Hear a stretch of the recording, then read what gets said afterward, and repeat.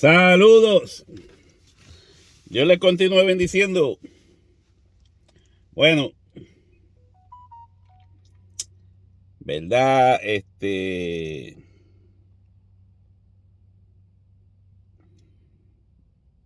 Hablándole a personas que saben algo de escatología o de profecías bíblicas.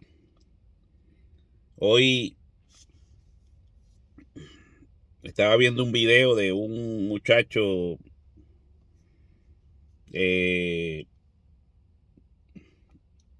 supuestamente judío,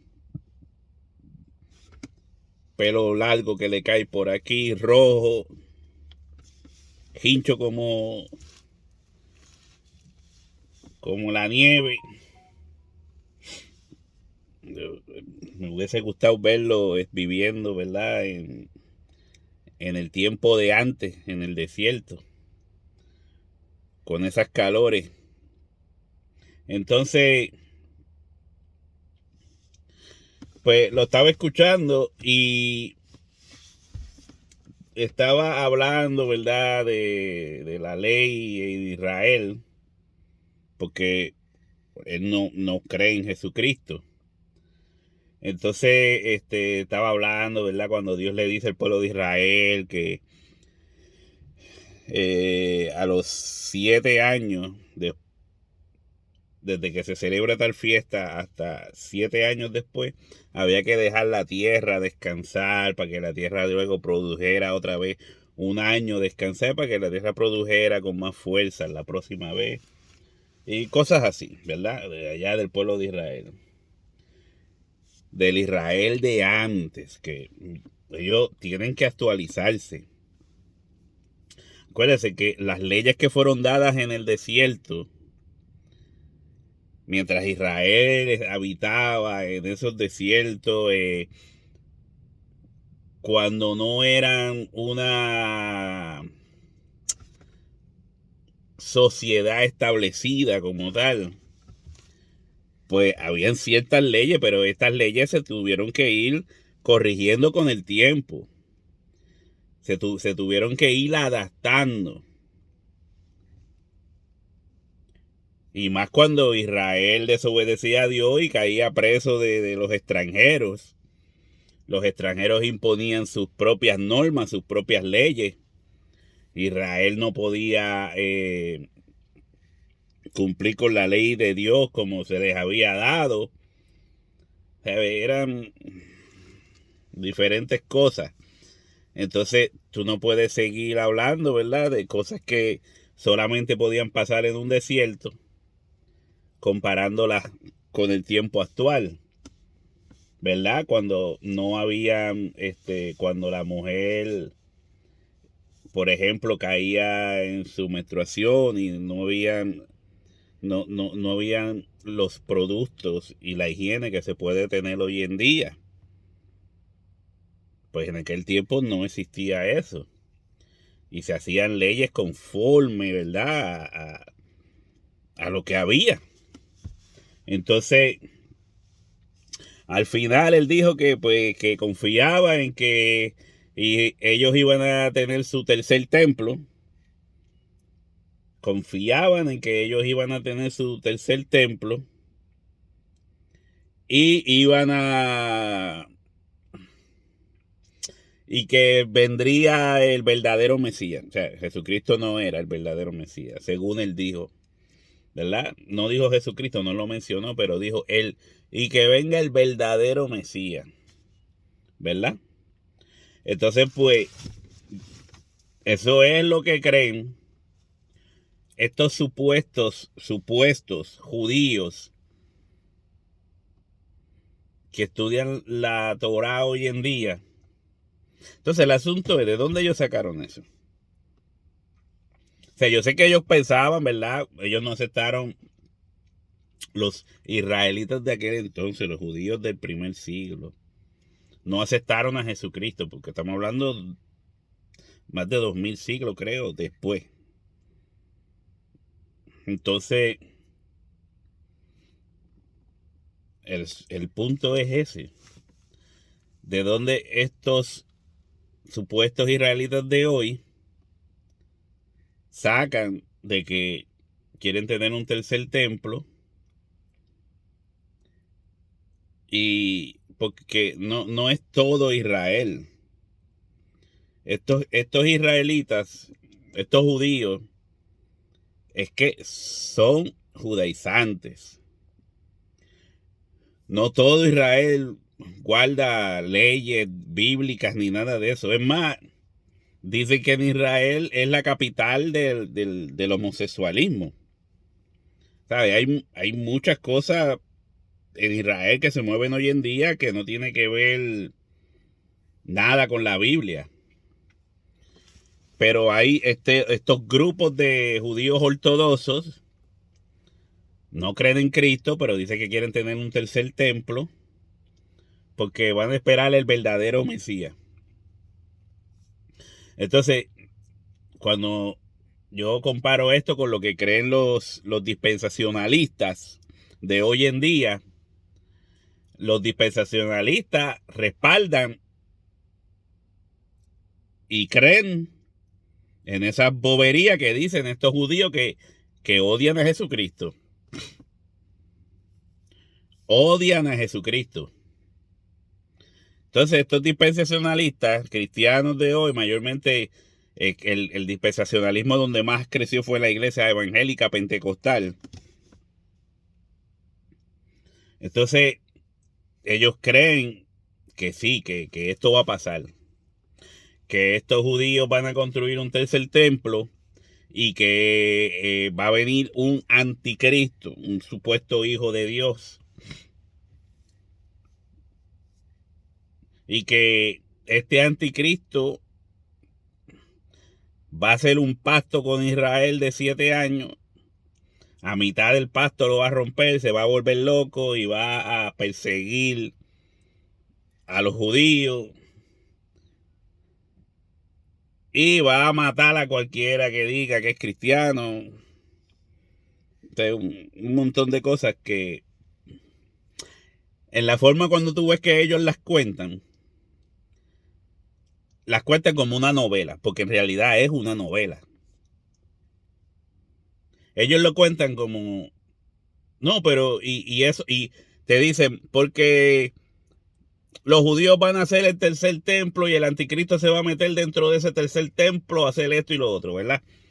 Pero no te lo leen en la Biblia correctamente. Escudriñando. No. Dicen, como lo dice en la Biblia. Muchas de las cosas que dicen, lo dicen porque usted sabe que la Biblia nos muestra eso. Usted sabe, ¿dónde? No, yo no sé. Dímelo tú, ¿dónde? Eso es lo que usted debe preguntar. Pero explícamelo bien. Entonces, así le venden el gato a cualquiera. Como si fuera un conejo. ¿Entiendes? La realidad bíblica es que Jesucristo dijo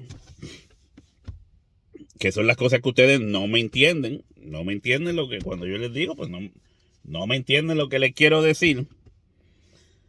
No puede haber tiempo para templo, para tercer templo, lo que sea, después que Jesucristo venga. Por eso se llama día postrero, los días postreros, los días últimos en español. Esto es sencillo si usted le presta atención y abre su mente.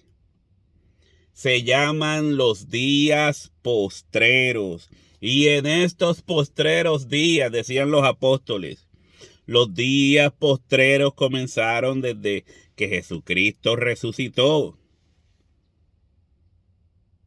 Desde el tiempo de Jesucristo, cuando caminaba sobre esta tierra, comenzaron los días postreros. Todos los apóstoles llamaron sus días como los días postreros.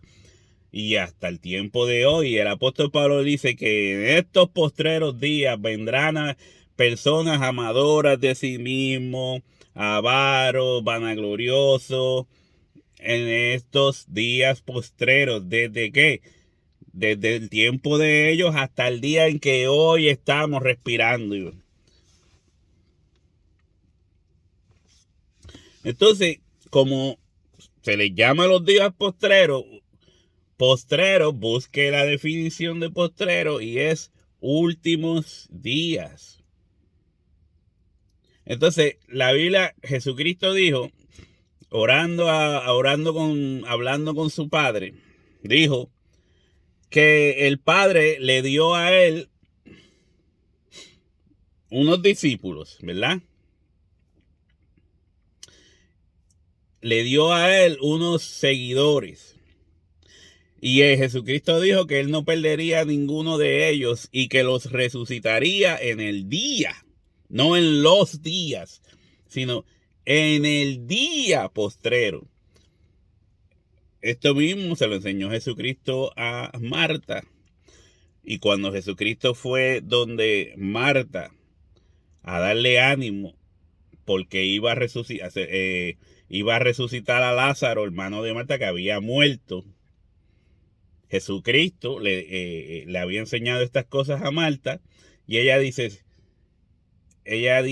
Jesucristo le dijo que lo iba a resucitar y ella dice, sí, Señor, yo sé que tú le vas a resucitar en el día postrero. En el día postrero, o sea, último día. Entonces, estas personas, ¿verdad? Los de las dispensaciones que creen en el rapto, en el cual han engañado a medio mundo con esto, la teoría del rapto no es lo mismo que lo que la palabra enseña de arrebatamiento. No es lo mismo. Lo que viene acompañado con el rapto son dispensaciones. Pero en la Biblia no se trata este asunto de esa forma. En la Biblia se enseña la palabra arrebatamiento. Pero no es que el arrebatamiento sea un solo acontecimiento, sino que son varios acontecimientos en un mismo día. En un mismo día, cuando Jesucristo vuelva, según 1 Corintios 15, cuando Jesucristo vuelva, eso va a ser en un cerrar y abrir de ojos, y va a haber, los vivos van a ser transformados, los muertos van a ser resucitados. Una vez los muertos sean resucitados, los vivos transformados, se va a dar lo que es el arrebatamiento. El arrebatamiento. ¿Pero para qué? Porque ese es el día del juicio final. El día postrero, el último día, es el día del juicio final para esta tierra. Esta tierra va a ser destruida. Cuando Cristo vuelva, no va a haber oportunidad para hacer templos, ni para hacer un kiosco de mantecado, ni para hacer un kiosco de empanadillas, ni para hacer un kiosco de nada. Será el día postrero, último día. Y el apóstol Pedro dice que ese día que el Señor viene como ladrón en la noche, va a destruir toda la tierra, cada elemento, todos los elementos que componen la materia, los que Dios usó para crear este mundo, todos van a ser eliminados, absorbidos, quemados, los va a deshacer. Eso va a pasar en el día postrero o último día. Entonces, estas personas te están diciendo a ti que cuando Jesucristo supuestamente vuelva en un rapto, se va a quedar la gente preguntándose, ay, ¿dónde está mi familia? Que se fueron, que y yo me quedé. Eso es mentira. Eso se llama mala interpretación bíblica. Mala interpretación bíblica. Aquí nadie se va a quedar. Aquí todos van para el juicio. Todo el mundo va para el juicio. Nadie se queda.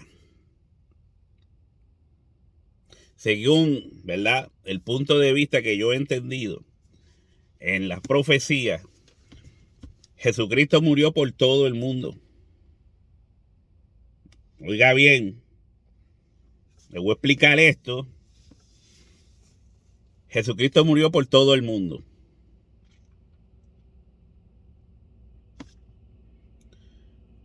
Eso hace posible que todos tengamos un juicio. Un justo juicio. Jesucristo, como esta tierra va a ser destruida, el cielo y la tierra pasarán, pero mis palabras no pasarán. Como esta tierra va a ser destruida, Jesucristo le dio la capacidad a cada uno de tener un juicio. Justo juicio. Él se ofrece hasta de abogado. Entonces,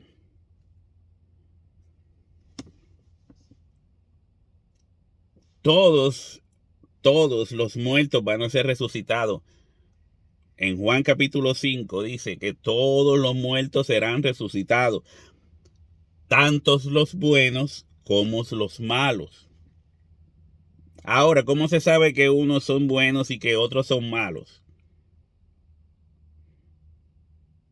Ahí estaríamos hablando de obras. Porque acuérdese que la salvación no es por obras. La salvación no es por obras. Pero aún a todos los que se le ofrece salvación, aún a todos los que se le ofrece salvación, todos vamos a ser juzgados. Todos.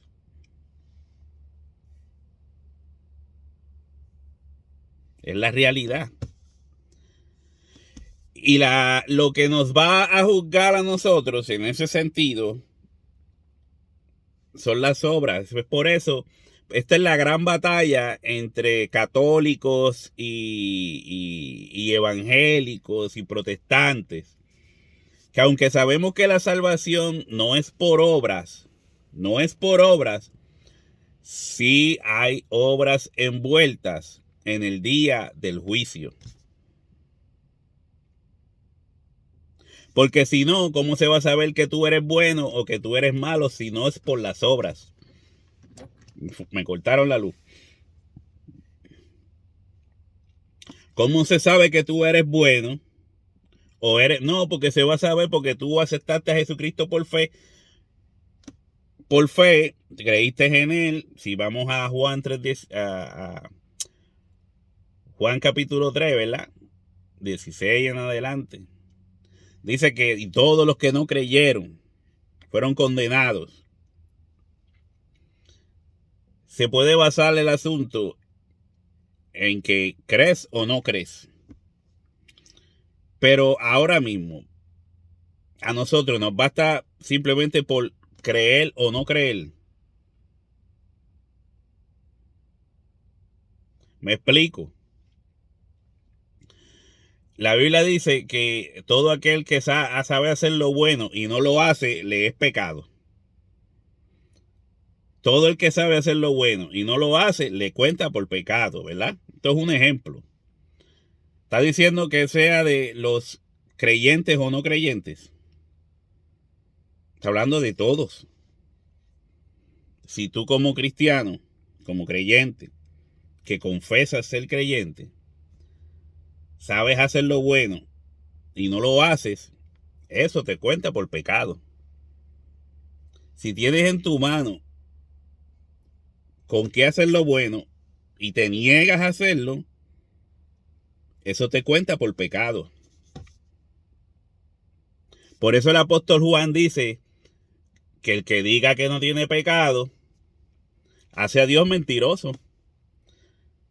Hay tantos que se creen los santos de los últimos días, pero aquel que diga que no tiene pecado hace a Dios mentiroso.